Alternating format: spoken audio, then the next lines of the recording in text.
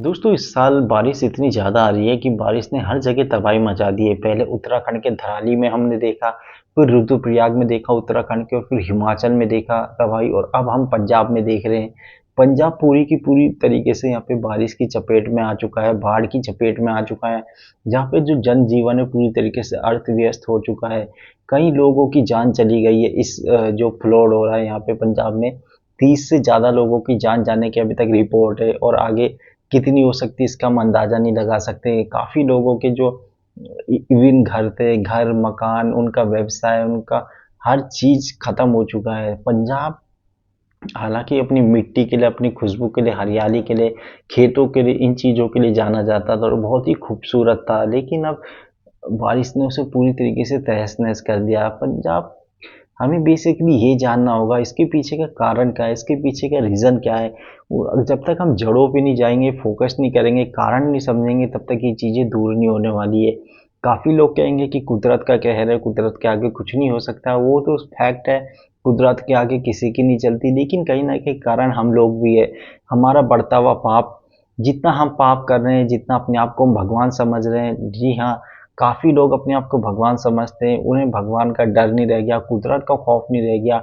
लोग आजकल ऐसे हो गए कि एक-दूसरे को मारने-मिटने पे बिल्कुल देरी नहीं कर रहे और यही पाप बढ़ने के कारण यहाँ पे ज़्यादा से ज़्यादा प्रलय, ज़्यादा से ज़्यादा बाढ़, ज़्यादा से ज़्यादा तबाही हमें देखने को मिल रही है। भगवान बार-बार समझा रहे हैं कि तुम सिर्फ़ एक इंसान हो, तुम यहाँ सारी उम्र नहीं हो, तुम एक थोड़े टाइम के लिए यहाँ पे एक समय बिता रहे हो और बार-बार भगवान हमें चेता रहे हैं, लेकिन फिर भी लोग मानने को राज़ी नहीं हो रहे।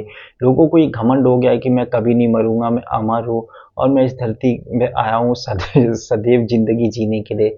तो एक ये रीज़न मुझे लगता है जो सबसे इम्पोर्टेंट रीज़न है। काफ़ी लोग कहेंगे कि क्या पागलों वाली बातें कर रहा है, लेकिन ये एक उनमें से एक रीज़न है, जिसकी वज़ह से मुझे लगता है कि दिन-ब-दिन हर साल ज़्यादा से ज़्यादा बारिश हो रही, ज़्यादा से ज़्यादा तबाही मच रही है। अगर आप देखो पहले के समय में भी बारिश होती थी, इतनी बारिश होती थी लगातार काफ़ी दिन तक होती थी, लेकिन कभी कोई तबाही नहीं होती थी। क्यों नहीं होती थी? कि उस समय जो लोग थे वो बहुत ज़्यादा अच्छे लोग थे, सज्जन लोग थे, पाप कम करते थे और आज के समय में जितना पाप हो रहा है, अत्याचार बढ़ रहा है, उतनी तबाही बढ़ती जा रही है, डिस्ट्रक्शन हो रहा है।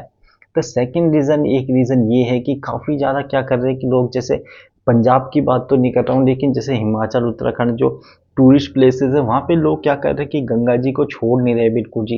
गंगा जी के बिल्कुल किनारे वो क्या कर रहे हैं अपना रिसॉर्ट, अपने होटल बनाए जा रहे हैं जिसकी वजह से बाढ़ तो आएगी।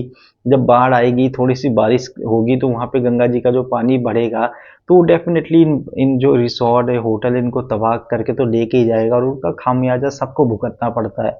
एक ये भी रीज़न है कि लोग आजकल आजकल आप देखो शहरों में क्या हो रहा है कि जगह-जगह लोग क्या कर रहे हैं मकान बनाए जा रहे हैं।